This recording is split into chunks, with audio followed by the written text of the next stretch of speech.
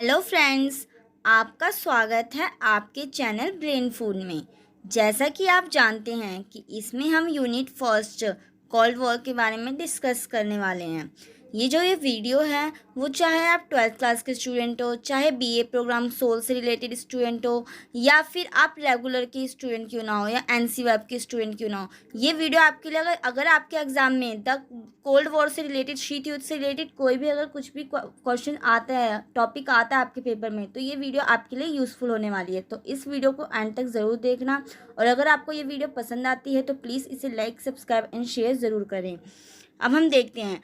जैसा कि आप जानते हैं कि इसमें हमने शीत युद्ध क्या है उसके बारे में हम डिस्कस कर चुके हैं कि शीत युद्ध से क्या अभिप्राय है। जैसे कि मैंने आपको बताया भी था कि जो शीत युद्ध है वो क्या था।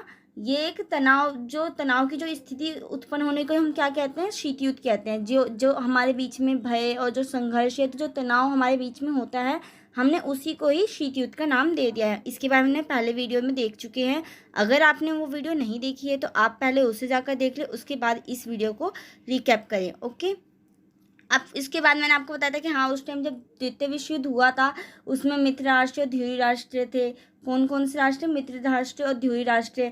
और इसमें जो थे वो सोवियत संघ था और अमेरिका एक साथ था। परंतु ऐसा क्या हुआ था द्वितीय विश्व युद्ध के बाद कि दोनों अलग हो गए थे। और इन दोनों में जो ये शीत युद्ध हुआ था वो किन दोनों बीच के किसके बीच में हुआ था? वो किसके बीच में हुआ था? यूएसए और यूएसएसआर के बारे में, जैसे कि हमने प्रीवियस वीडियो में पढ़ लिया है। और हमने इसमें देखा था कि जो ये हुआ था आखिर में, जो शीत युद्ध हुआ था उसके कारण क्या थे कि द्वितीय विश्व युद्ध के बाद ऐसा क्या हुआ था कि ये शीत युद्ध की जो संभावना है वो उत्पन्न होने लग गई थी। क्योंकि जो यूएसए था, वो अमेरिका जो था वो क्या था, उसका था पूंजीवादी देशों का समूह था। मतलब पूंजीवादी का समर्थक करता था, पूंजीवादी विचारधाराओं का समर्थक था।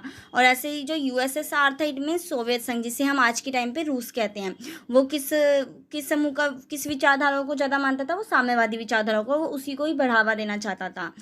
इसी के कारण से इन दोनों में उत्पन्न, मतलब, और इसकी मैंने डेफिनेशन आपको बताई थी कि शीत युद्ध की परिभाषाएं क्या है, उनके बारे में मैंने आपको डिस्कस किया था। और शीत युद्ध की उत्पत्ति के क्या कारण थे, ये टॉपिक आपके लिए बहुत मोस्ट इंपॉर्टेंट टॉपिक है।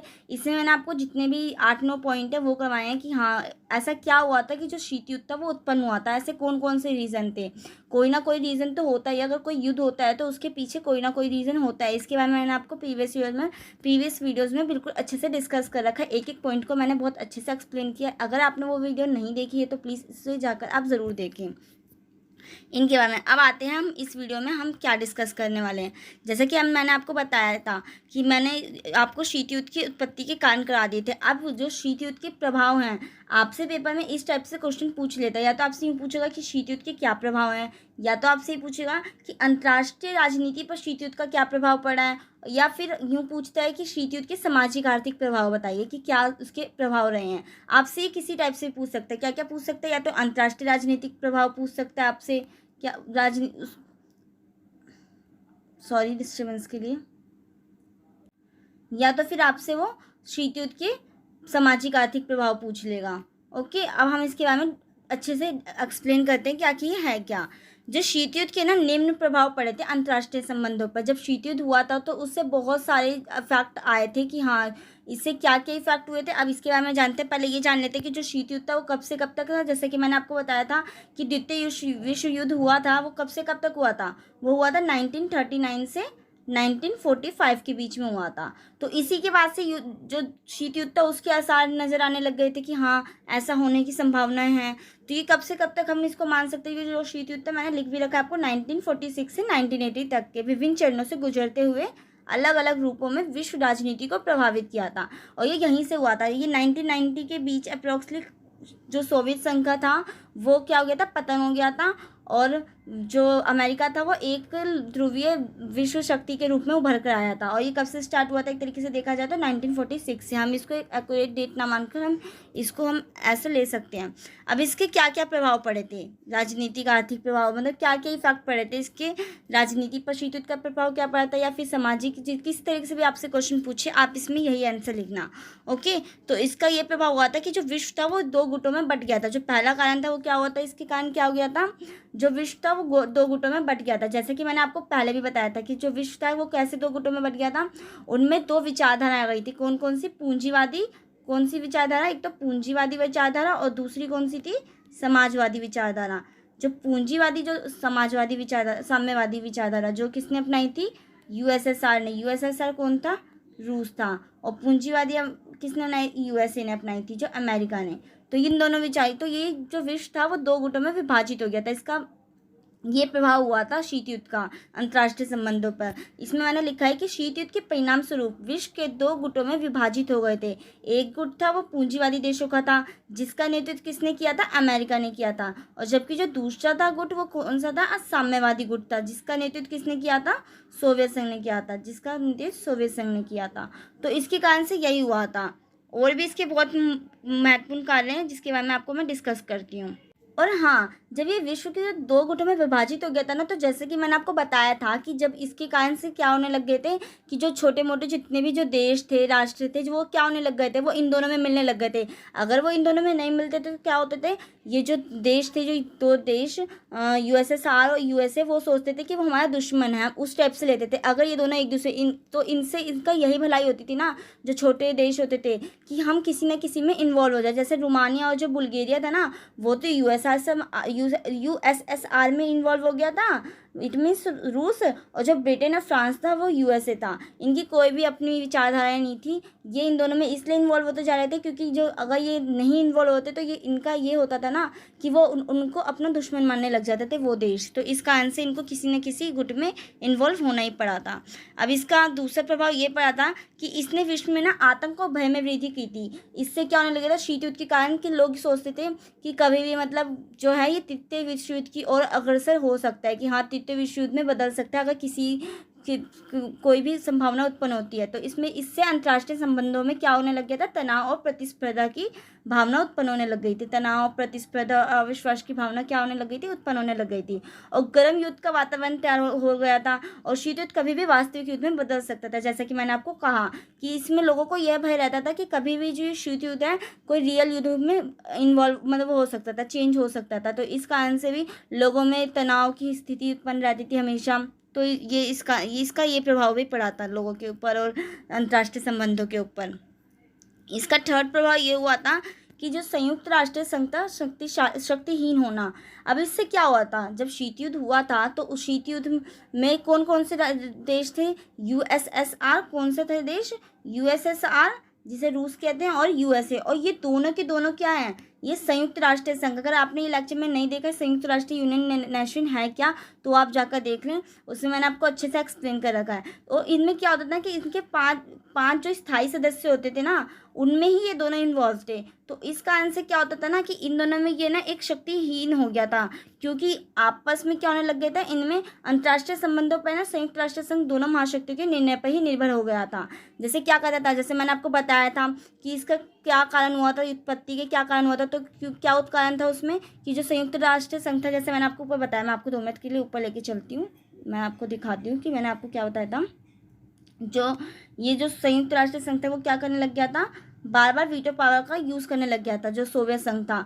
तो और अमेरिका इस कारण से भड़क गया था कि ये बार बार ये क्या करना चाहता है कि ये पश्चिमी देशों के प्रत्येक प्रस्ताव को ठुकराने की नीति अपना लिए। तो इस कारण से भी इन दोनों के बीच में तनाव की स्थिति उत्पन्न हो गई थी और शीत युद्ध का एक तरीके से आरंभ हो गया था। तो यही रीज़न था। तो इस कारण से भी क्या होने लग गया, इसके प्रभाव क्या पड़ने लग गया था कि जो संयुक्त राष्ट्र संघ था, यूनियन नेशन था, वो क्या होने लग गया था, शक्तिहीन होने लग गया था। अब ये जो संयुक्त राष्ट्र संघ जो अंतर्राष्ट्रीय मामलों को सुलझाता था, अब ये एक ऐसा ना मंच रहकर क्या मंच हो चुका था, ये एक अंतर्राष्ट्रीय संघर्षों का अखाड़ा बन गया था, जिसमें दोनों महाशक्तियां अपने अपने दांव चलने लगी थी। इस कारण से ये क्या बोला गया है कि इसका क्या प्रभाव पड़ा था, इसका प्रभाव संयुक्त राष्ट्र संघ पर भी पड़ा था कि जो इसकी शक्ति थी वो शक्तिहीन होने लग गया था एक तरीके से।